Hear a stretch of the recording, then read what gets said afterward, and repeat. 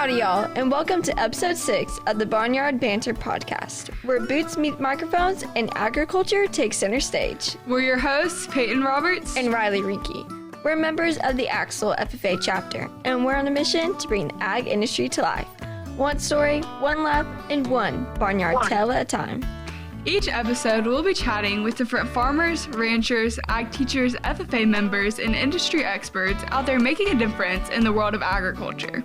Whether you're hauling hay, feeding calves, planting crops, or simply just curious of where your food comes from, this podcast is for you. So sit back, grab a sweet tea, or hop on the tractor as we dive into the wild, wonderful, and sometimes downright muddy world of agriculture.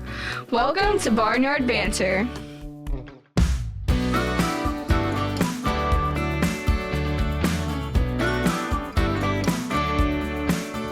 First off, we would like to thank our amazing guest for joining us today as we take a look into a fan-favorite organization in the world of Texas agriculture. Hey Riley, it is time for some FFA trivia. Do you know what year the Texas FFA Foundation was founded? Oh, I know this one. 1987. And speaking of the Texas FFA Foundation, today's guest is Aaron Alejandro. Aaron Alejandro is the executive director of the Texas FFA Foundation, located in Austin, Texas. In his position with the Texas FFA Foundation, Aaron has established relationships with sponsors and individuals, resulting in significant stakeholder engagement.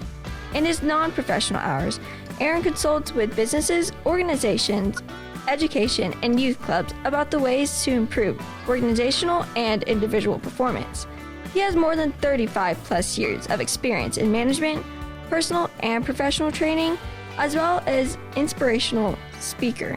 His unique style of delivery transcends all age groups and corporate cultures, offering a clear message of personal dynamics for success. Thank you, Mr. Alejandro, for being here today. So, Mr. Alejandro, can you tell us a little bit more about yourself and your journey into FFA? Well, sure. I just want to say thank y'all. That was a great opening.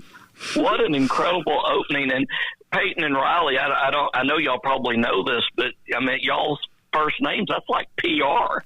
So y'all are really doing a good job here because this is great PR for FFA and great PR for agriculture. So I just want to say kudos to y'all for what you're doing. Good job. Thank you. Thank you. So in terms of, kind of my background and where I came from, I don't want to bore you with all the details, but let me paint the bigger picture. I grew up in Dallas, Texas, and I grew up anything but agriculture, very modest home life. And when I say modest, that might be a stretch. I'll never forget, I was sick. I was 6 years old. And I was sick laying on the sofa, and I remember my dad coming in and saying that he was leaving. And I said, well, where are you going? And he said, I'm leaving. And he divorced my mom that day. And I remember that my dad, he moved across the street and 2 doors down. So if I ever wanted to see my dad, I could see my dad. If I wanted to see my mom, I could see my mom. I was 10 years old, and I came in from a soccer game one time, and my mom said, sit down, we need to talk. And I said, what's up? And she told me that my father had passed away. So now I'm 10 years old and I don't have a dad. And there was a big age gap between my mom and I. So there was a lot of conflict that ensued. And I started to rebel, started running with the wrong crowd. I'm not very tall. I'm actually 5'2", and I let my hair grow out. And it was long and bushy, which you should not do when you're a really tiny person. And I just got into a lot of trouble. And my mom, she tried everything. She tried Big Brothers and Big Sisters, which I went on later to become a big brother. She tried the church. She tried, everything she could, but nothing worked. And I remember September 3rd, 1980, she put me on a plane, and I flew from Dallas to Amarillo. Amarillo, they put me in a van and took me 36 miles out into the country to a place called Cal Farley's Boys Ranch. And when I got to Boys Ranch, they're processing me. And I remember the first thing they did was they took me down and introduced me to this woman, and her nickname was Abdul the Butcher. And she was the barber, and she cut all my hair off. all my hair is gone. They took me in the dining room, 400 boys in this dining room, and they said, well, you need to say goodbye to your mom. And, I was still a real tough guy. And I remember looking at my mom and said, see ya. And that's how I said goodbye to my mom, was see ya. They took me across from the dining hall into the high school to the counselor's office. And I'm sitting in the counselor's office, and now I am getting nervous. 36 miles from the nearest town. My mom and another gentleman that brought me there have left. That my hair is gone, and I'm sitting by myself in this room. And I remember this kid stuck his head around the corner, and he says, hey, are you the new kid? And I said, yeah, I'm the new kid. He goes, what dorm are you going to be in? I said, they told me I was going to be in Bridwell dorm. And the guy said, ooh, Bridwell? I said, hey, what's so ooh about Bridwell? He said, have you met your dorm parent yet? I said, I have not. His name is Mr. Chandler. I said, tell me about Mr. Chandler. They said he's about 5'9". He weighs about 185 pounds. He bench presses over 400 pounds. And he is the hairiest man you've ever seen. All of a sudden, it's like this kid sees a ghost. He is gone. About that time, this big old cowboy turned the corner. He took off his cowboy hat and he said, hello, darling. He goes, my name's Winston Chandler. I'm going to be your daddy for the next 4 years. And my jaw hit the ground. He said, I read your application out here at Boys Ranch. You're going to take math, science, history, English. But at Boys Ranch, you don't have a choice. You got to take a vocational program, a career technical education program. I said, okay, what's that? He said, we have two basic programs. We have Skills USA and FFA, Future Farmers of America. I said, well, what do they do in skills? He said, well, they build houses and work on cars. I said, that sounds pretty good. I said, I'm from Dallas. I don't think I can be some future farmer of America. And I remember Mr. Chandler looked at me and he said, darling, you'll never learn anything unless something depends on you. You said you like to raise animals, so I'm going to stick you in ag. I never signed up for ag. Mr. Chandler put me in ag. My first 2 years at Boys Ranch, I had a pity party. I don't know if y'all have ever had a pity party or not. And I'm sure a lot of our listeners have, but I kind of felt like the world was out to get me, that life wasn't dealing me a fair hand. I had friends in Dallas that were worse than me. And I thought, God, why am I here? Why'd you cut off all my hair? Why is Grizzly Adams my daddy? Why am I in agriculture? And then between my sophomore and junior year, I went to a leadership workshop, and a state officer came up to me, and I was sitting in the back of the room, and he asked me, he said, Aaron, how old are you? I said, 16. He goes, what are you going to do with your life? I said, I don't know. I'll graduate, and then I'll decide. And I'll never forget it. He said, if you do that, it'll be too late. You better start now. I don't know why that day those words made sense, but they did. I went back to Boys Ranch that year. I ran for chapter office. I was the chapter treasurer. My senior year, I was chapter president. I graduated May 21st, 1984. Nobody in our family had ever gone to college. So I asked my teachers, I said, what does it take? I think I want to try to go to college. And they said, well, you got to take an ACT or an SAT. And I said, well, which one's easier? And they said, the ACT. I said, well, sign me up for the ACT. Pretty funny to watch 36 Boys Ranch seniors taking a test, because we really weren't interested in our test scores. I'm ashamed to say that. We lived at Boys Ranch. The test was in Amarillo. So once we got to Amarillo, we didn't have to work. The food was better, and we enjoyed our environment a lot more. So I just went ahead and just started bubbling in, and I managed to bubble in a 14 on my ACT. Thank y'all for not laughing at that. So for those that know, I did not knock the top off my ACT exam. But I'm a little hard-headed. Aaron, you can take that test again. And I said, nope, I'm going to do this the hard way. So I got a 14 on my ACT. I asked my mom. I said, Mom, nobody in our family's ever gone to college before. Can you help me out? And my mom got her checkbook out, and she wrote me a check for $25. So I had $25 and a 14 on my ACT. So, Peyton, Riley, what do y'all think my odds of going to college were? Probably not very high. Well, see, I thought they were great. Because I grew up in a time in this country where you told me that I could be anything that I wanted to be. You told me that I lived in a land of opportunity and that my future wasn't tied to how much money my mama made or what my test was, that want to would determine my altitude. And I wanted to go to college. The only friend that I had was that blue and gold FFA jacket. So I said, maybe if I can run for offices, I might be able to attract some scholarship money.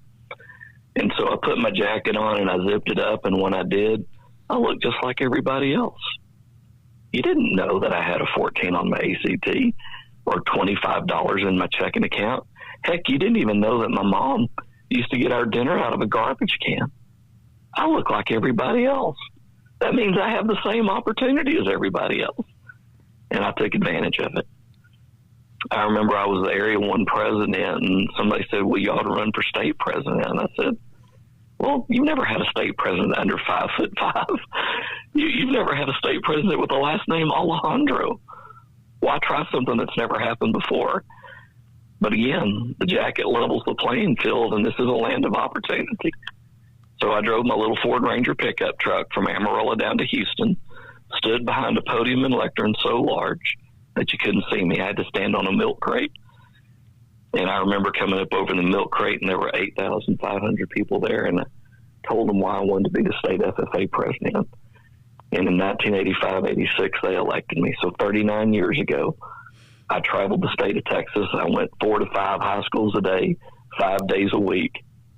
And I went back to Texas Tech University, left in the middle of my senior year, went to work for a member of the United States Congress, who was also a past state FFA president, who also grew up at Boys Ranch. And I ran his congressional district for 6 years and finished my degree in public administration at Midwestern State University. In 2000, I was part of a think tank for the Texas FFA. And at the time, I was working in a boot camp. I was working with truant offenders, and I was working in a prison.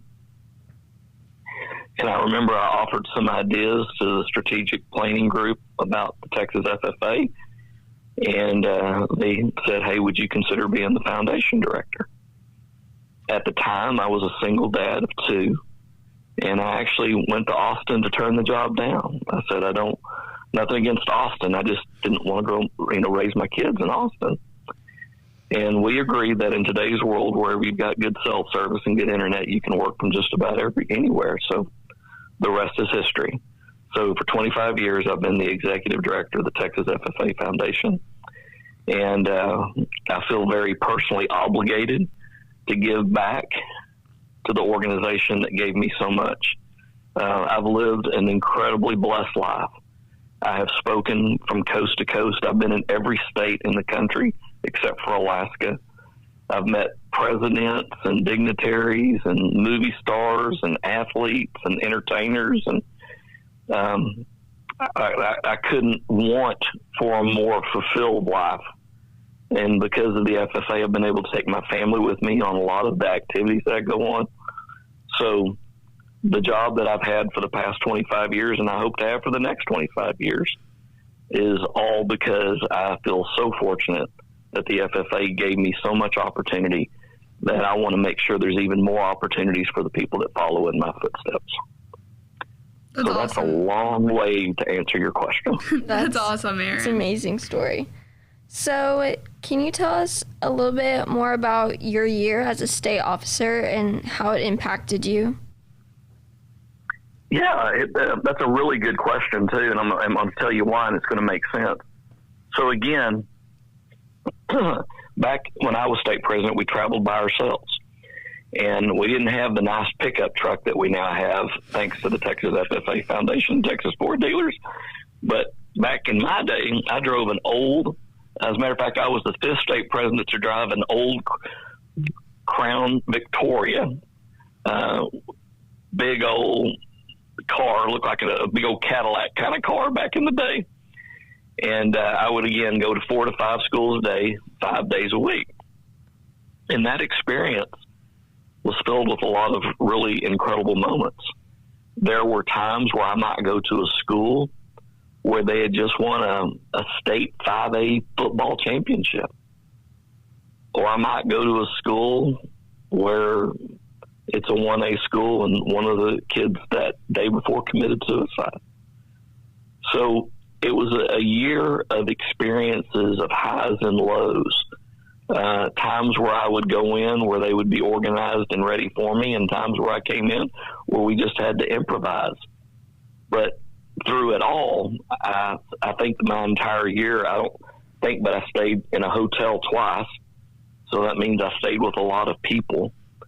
So I got to see a lot of incredible homes, meet a lot of incredible families.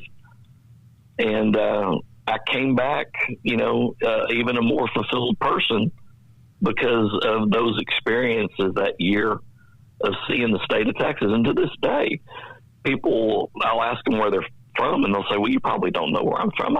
Try me. Because there's probably not a town in Texas that I haven't been through or driven through. So it was an incredible experience. I was fortunate to have it, and I took the responsibility seriously. I viewed it as a job, and I felt like if FFA could do what it did for me, every chance I got up to speak, I wanted it to do something for somebody else. So it was a great year. Yeah, that sounds like an amazing experience, getting to meet all those people and travel across the state of Texas. So now, what does your day-to-day look like with your work in the Texas FFA Foundation? I would say that my days, everybody that knows me knows I'm an idea person. I'm not happy unless we're noodling on an idea. I want to be doing something. I like to move. I like to feel like we're progressing. I tell people all the time, God does not have a problem hitting a moving target. Move.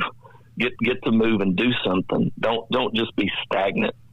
And so a lot of my days are about thinking through, is there an idea out there that could make us more successful in our development efforts? Is there a prospective sponsor that I need to start cultivating? Is there one of our current sponsors that I need to call and check on? Relationships are built around, good communication. And so I spend a lot of time communicating with sponsors, both current and prospective sponsors. So ideas, innovation, relationships, communication. One of my friends is a rancher in the Rio Grande Valley, Carlos Guetta. Carlos would make a great interview for y'all's podcast. But Carlos Guetta, he likes to tell the kids, when it comes to your cattle operations, he said, no show, no tell, no sell. If you don't show me the cattle and tell me about the cattle, you'll never sell your cattle. And I think that that's kind of my responsibility too, is to show people what the Texas FFA can do, tell people what an incredible organization it is, in hopes that we can sell them on the idea of becoming a sponsor or supporter. Yeah, that's amazing. I just saw recently on, they posted on the Texas FFA page about how there was $2.3 million in scholarships. So I think that is just such a big part of the Texas FFA, and we are so appreciative of everything you do for it. Well, if you want to put that in perspective real quick, let me just give you a little story. A lot of people don't know this. So let's put what you just said in perspective. I'm going to give you a big picture, then I'm going to bring it down to a small picture. Ready? Here we go. So there's a gentleman whose name is Dick Walrath, Richard Walrath. Mm-hmm. Mr. Walrath has given over $30 million to FFA and 4-H kids in the state of Texas. They did a movie about him, and so he wanted to promote the movie. He thought maybe a way to promote the movie is to offer some states some scholarships. And so what he did was he picked the 6 largest FFA associations, and he gave them 6 $5,000 scholarships. Okay, so think about that. The largest organizations in the country, so FFA associations, he gave them 6 $5,000 scholarships. So I called California, my counterpart out there. Her name is Katie Otto. And I called Katie. I said, hey, Katie, I've got a donor, not the Texas Foundation. It's a donor that would like to give y'all 6 $5,000 scholarships to help do an essay contest for the movie Deep in the Heart. And the phone went dead. And I was like, Katie, are you there? Are you there? She finally came back on the phone. She said, Aaron, in the history of the California Association, we've never given one $5,000 scholarship, more or less 6. I said, wow. So Texas is the largest, California's number 2, Georgia's number 3. So I called Katrina Jones, who's the director of the Georgia Foundation. I said, Katrina, if they got a donor who wants to donate 6 $5,000 scholarships to do an essay contest. And she started crying. She said, Aaron, in the history of the Georgia FFA, we've never given one $5,000 scholarship, more or less 6. And yet right here in Texas, every year, we do $2.3 million in scholarships every single year. Now, that's the big picture. Now let me break it down to even a smaller picture for you. How much money do we have to put in an endowment? Do y'all know what an endowment is? Yes, it's for the scholarships, so you can continue it on throughout the future years. That is correct. So what we do is we put scholarship money in an endowment where it will live in perpetuity. Do y'all know what perpetuity means? No, I don't. Okay, perpetuity means until Jesus comes back.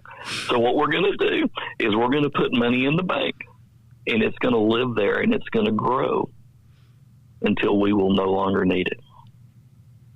And so it takes about $25,000 to create enough interest for $1,000. Okay, so think about that: $25,000 to endow 1,000. So how much money would you have to endow to create a $10,000 scholarship? $250,000. That's just for one. Mm-hmm. So what if we wanted to do one for each of the 12 areas of Texas? How much money would that be? Oh, that's a lot of math. Another $3 million. $3 million to create 12 $1,000 scholarships, $10,000 scholarships. So when we're given $2.3 million, you realize that's almost an investment of $47 million. Wow. We have a lot to be grateful for in Texas. Yes, sir. So good question. But yeah, that's kind of what my daily responsibilities are. So this year's state convention theme was legacy. What legacy do you hope to leave through your work with the Texas FFA Foundation? Well, one of our guest speakers, you may remember, I don't know if y'all were there or not, probably one of the best keynote speakers I've ever heard at the Texas FFA convention was a guy named Dan Owalabi. Oh, yeah, that was my first convention. Dan's speech was absolutely outstanding. But I've gotten to know Dan, and I've got to hear him on several other occasions. And one of the things he said that I've never forgot, he asked the audience, do you work hard? And everybody raised their hand. He goes, do you work real hard? And they raised their hands. And he said, do you want your work to matter? And yeah, people raised their hand. Yeah, I want my work to matter. And he said, have you ever thought about what is your legacy?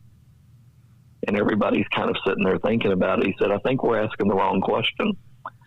The question is not what is our legacy.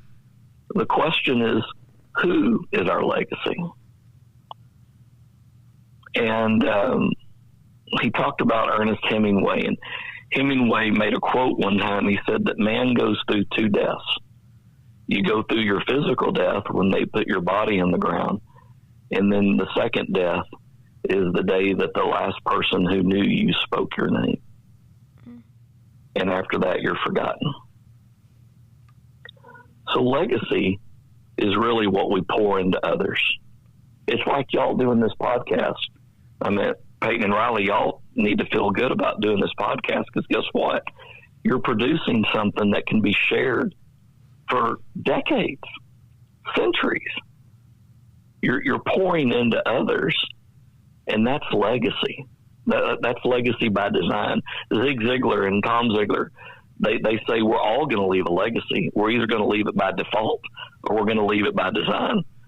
So I would like to think that what we're doing in our efforts through the foundation, through the FFA, through the ag teachers, I hope that we're creating a legacy by design, because we're pouring into others who can live their legacies, and we can be a part of those legacies. Yeah, that's a great way to look at it. I've never actually thought about that before. Yeah, so can you share one of your favorite student success stories that you have seen during your time in or working with the FFA? That one I can't do because there's too many. Y'all are examples of that. I mean, I'm going to be bragging about y'all. I asked a friend of mine one time. He's a Congressional Medal of Honor recipient. By the way, I have the Growing Our Future podcast, and you can actually find an interview with me and Mr. Chandler, the guy that raised me at Boys Ranch. There's also an interview with the gentleman I'm about to tell you about, Doc Ballard. Doc Ballard was a Congressional Medal of Honor recipient, and he got the country's highest recognition during Vietnam. And I was with Doc one time, and I asked him, we were driving, I said, Doc, I said, you're a legitimate American hero. I mean, you are a legitimate American hero. I said, as a hero, who is a hero to you? And he looked at me and he said, you're going to have to let me think about that. I said, okay. So we drove to our destination. He did his thing. We were on our way back for me to drop him off. And he said, Aaron, I've been thinking about your question.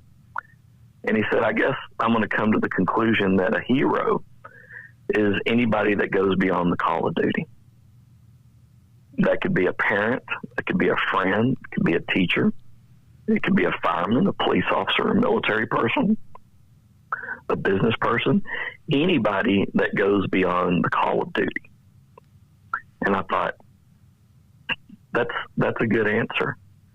So when you ask me that question, I can name a lot of people like that. One of my favorite podcast interviews is a young lady named Madeline Barber. Madeline was 16 years old, and Madeline sold her pig at the county auction for $30,000. 16-year-old kid sold a pig at the county auction for $30,000.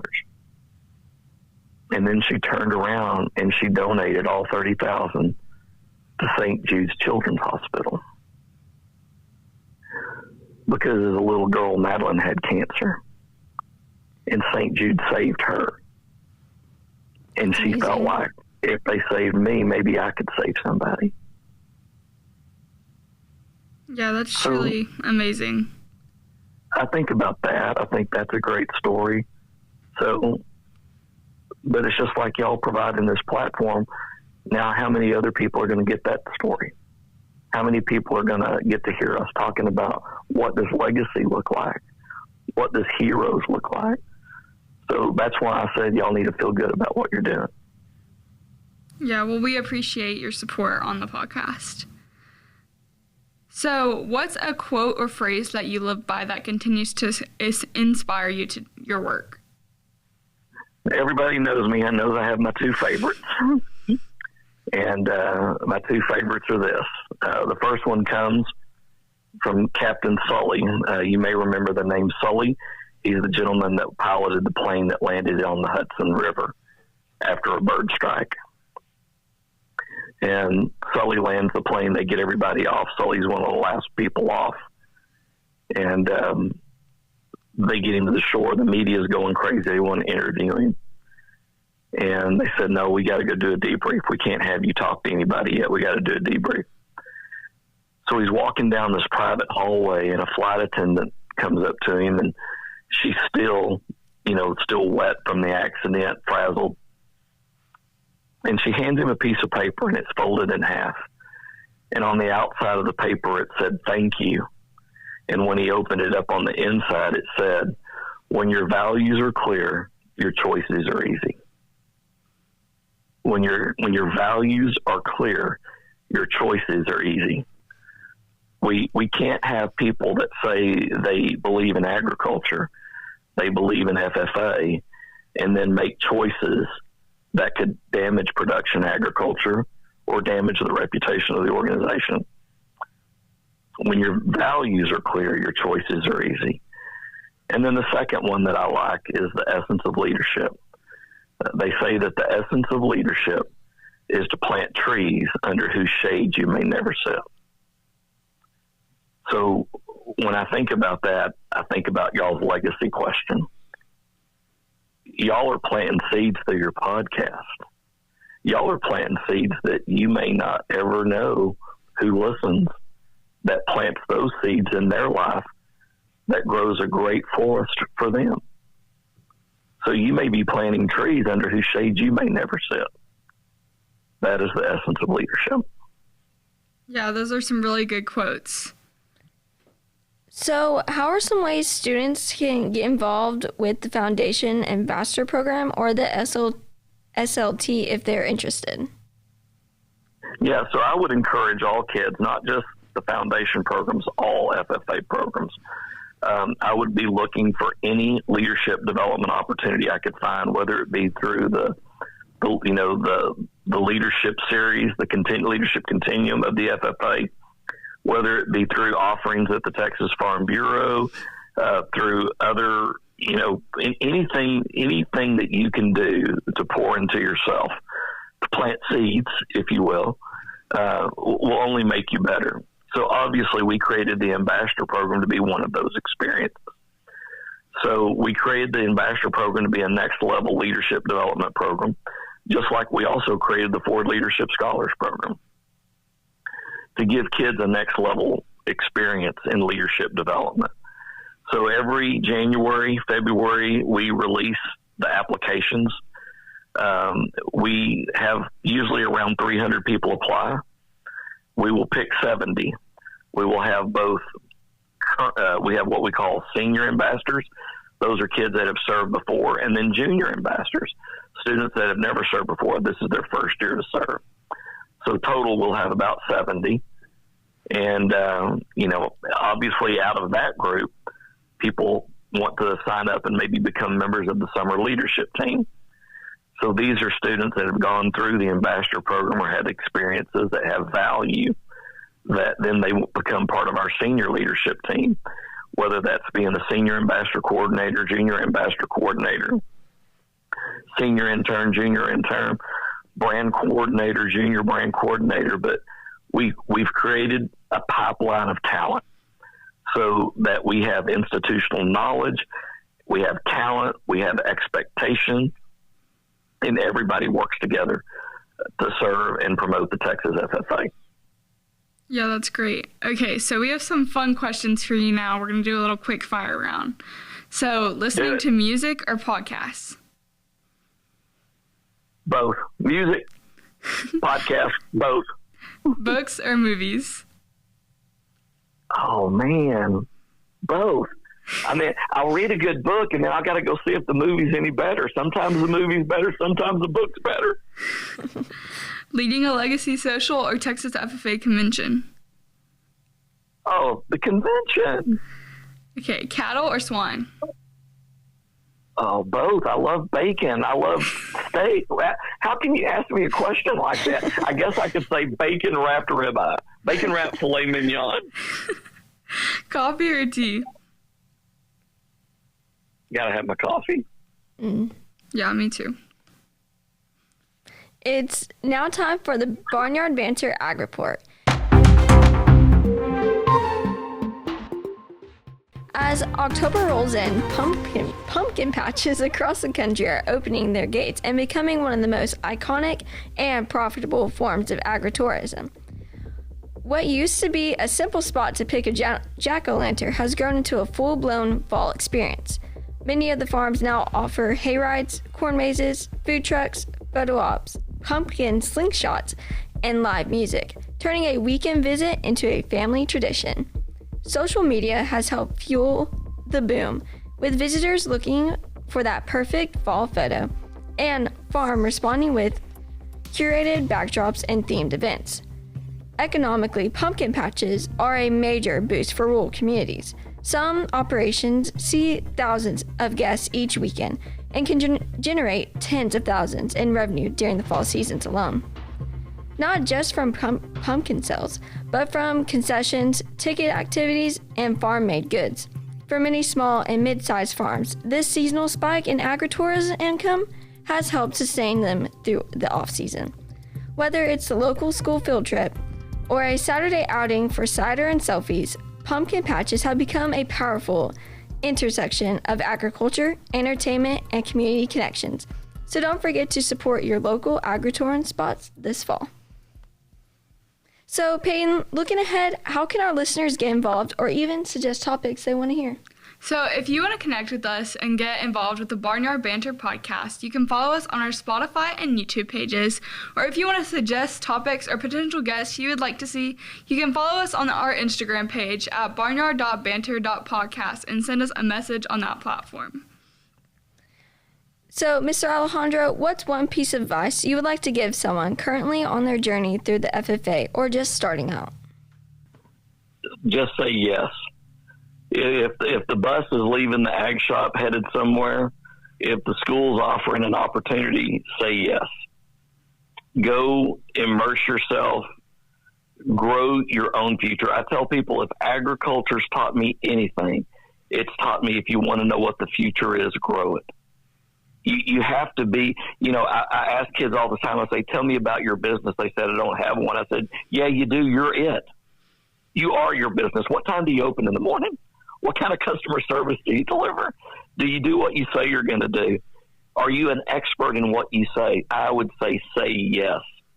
Get out there, build your professional network, and just plant incredible seeds that will grow into a bountiful harvest. And then when you do become successful one day, don't forget where you come from. Share it backwards so somebody else can have even more opportunities. Thank you for that advice. So how can our listeners contact you if they want more information or have questions about anything you mentioned? So I'm real easy to get a hold of. You can find me on every social media platform, even TikTok. Now, I don't dance, so there are no dances on TikTok, but I am on all social media platforms. Everybody that knows me knows I go by the handle Live Your Brand. So you'll either find me at Aaron Alejandro or you will find me at Live Your Brand. Obviously, I would encourage your listeners to follow the Texas FFA Foundation and all of our platforms. And then you can email me at Aaron and then spell it all out, TexasFFAFoundation.org. Yeah, that's great. All right. Thank you so much for listening to this podcast. We are excited about our upcoming episodes that will come out the first and third Mondays of every month. Next on our podcast, we'll dive into everything Texas Farm Bureau. Thank you for watching. Peace, love, ag.